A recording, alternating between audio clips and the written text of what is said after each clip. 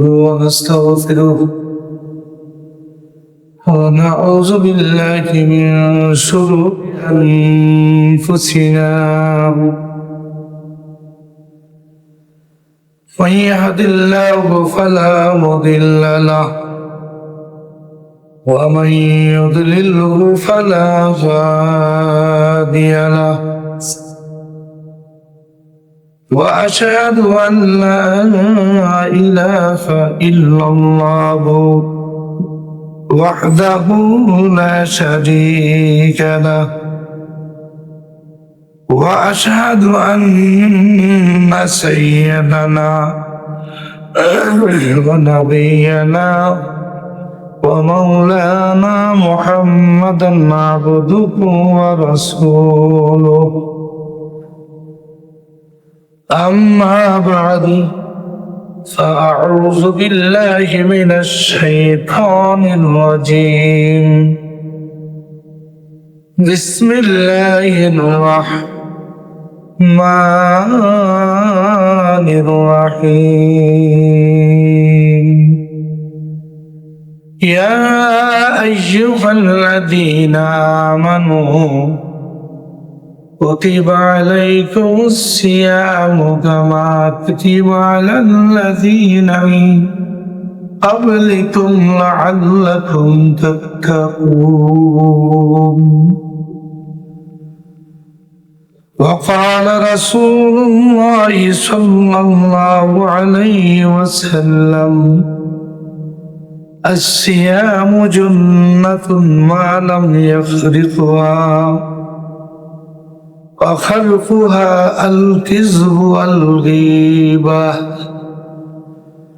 وقال رسول الله صلى الله عليه وسلم إن الله عز وجل فرض صيام رمضان وسننت قيامه فمن صامه وقامه إيمانا واحتسابا خرج من ذنوبه كيوم ولدته أمه أو كما قال عليه الصلاة والسلام إن الله وملائكته يصلون على النبي يا أيها الذين آمنوا صلوا عليه وسلموا تسليما اللهم صل على سيدنا ونبينا وشفيعنا وحبيبنا ومولانا محمد صلى الله عليه وعلى آله وأصحابه وبارك وسلم اللهم صل على سيدنا ونبينا وشفيعنا وحبيبنا ومولانا محمد صلى الله عليه وعلى آله وأصحابه وبارك وسلم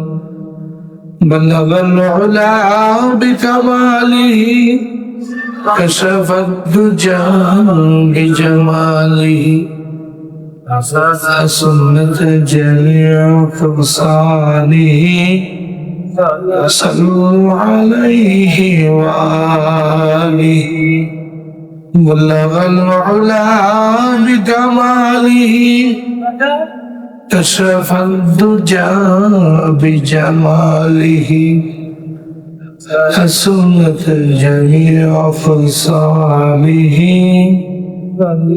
صلوا عليه وآله راہ میرے مسکن हवाली काबा बने मेरे मदफन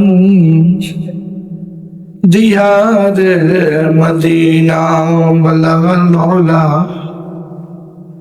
बिकमालिही कशफत दुजा बिजमालिही हसनत जमीअ खसालिही सल्लल्लाहु अलैहि वालिही बलगल उला बिकमालिही कशफत दुजा बिजमालिही हसनत जमीअ खसालिही सल्लल्लाहु अलैहि वालिही सल्लिमू या कौमन सल्लु अला सल्लमी मुस्तफा मा जहा इल्ला रहमतल लिल आलमीन। शुक्रिया মহান আল্লাহ তাআলা দরবারে যিনি আপনাকে আমাকে রমজানের দ্বিতীয় দিন রোজা রাখা অবস্থায় আল্লাহ পাকের ঘরে জুমার নামাজ আদায়ের উদ্দেশ্যে আসা ও বসার তৌফিক দিয়েছেন। এই জন্য আমরা সকলে শুকরিয়া জানাই আলহামদুলিল্লাহ। আল্লাহর হাবিব রজবের চাঁদ দেখার সাথে সাথে দোয়া শুরু করতেন, আল্লাহুম্মা বারিক লানা ফি রজব ওয়া শাবান আবাল্লিগনা রমাযান।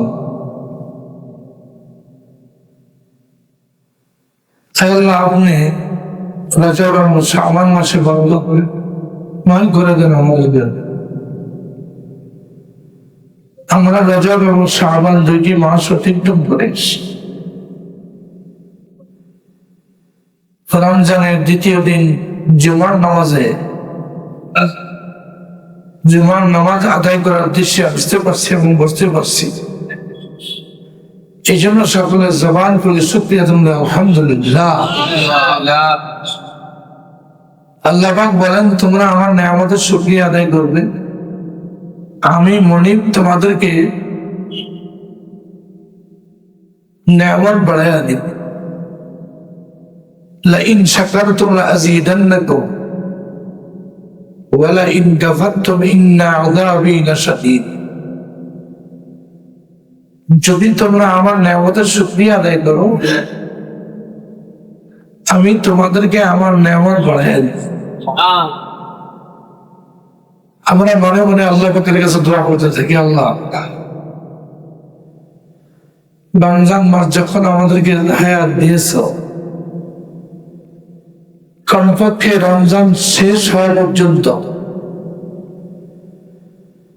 তুমি আমাদেরকে হায়াত প্রদান করো এবং গুনাহ খাতাগুলো মাফ করে খাঁটি মুসলমান হয়ে কবর যাওয়া তুমি আমাদেরকে তৌফিক দিয়া দাও। সকলে বলেন আমিন। রমজান এমন একটি মাস, যেই মাসটি যদি আমরা একটা নফল আদায় করি, একটা ফরজ সমপরিমাণ সওয়াব দেওয়া হবে। একটা ফরজ যদি আদায় করতে পারি, 70টা ফরজ আদায় করলে যে পরিমাণ সওয়াব, ওই পরিমাণ সওয়াব আপনার আমার মধ্যে দিয়ে দাও। এই জন্য আল্লাহ পাক মুমিনদেরকে ডাক দিয়ে বলেন, ইয়া আইয়ুহাল্লাযীনা আমানু, হে আমার ইমানদার বান্দা বান্দীরা। মুমিনদেরকে ডাক দিয়ে বলছেন, কোন কাফেরকে, মুশরিককে আল্লাহ পাক ডাক দিয়ে বলেন নাই। আল্লাহ পাক বলেন, হে আমার ইমানদার বান্দা বান্দীরা, তোমাদের জন্য আমি রমজানকে ফরজ করে দিলাম, কামা কুতিবা আলাল্লাযীনা মিন ক্বাবলিকুম, তোমাদের আগেও রোজা ছিল, তোমাদেরকে আমি রোজা দিলাম। কতদিন? 1 মাস। শাহরু রমাযান আল্লাযী উনজিলা ফীহিল কুরআন হুদাল লিন-নাসি ওয়া বায়্যিনাতিন মিনাল হুদা ওয়াল ফুরকান।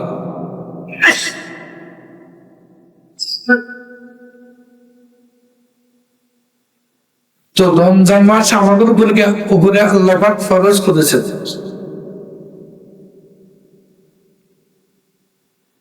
আল্লাহর হাবিব সরকার দু আলম আমাদের উপরে রমজানের রাত্রে কিয়ামুল লাইল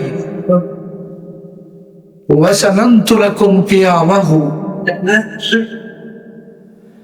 রাসূল বলেন আমি তোমাদেরকে রাত্রের বেলায় তোমাদের নামাজকে সুন্নত করে দিয়েছি, তারাবির নামাজকে সুন্নত করে দিয়েছি। ফামান কামাহু ওয়া সামাহু ঈমানান ওয়া ইহতিসাবান খারাজা মিন জুনুবিহি কায়াউমিন ওয়ালাদাতহু উম্মুহু। আল্লাহর হাবিব বলেন যে রমজান মাসের দিনের বেলায় রোজা রাখলো,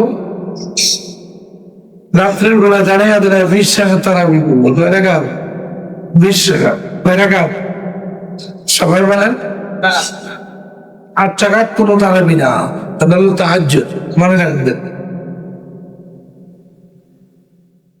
তো আল্লাহর হাবিব বলেন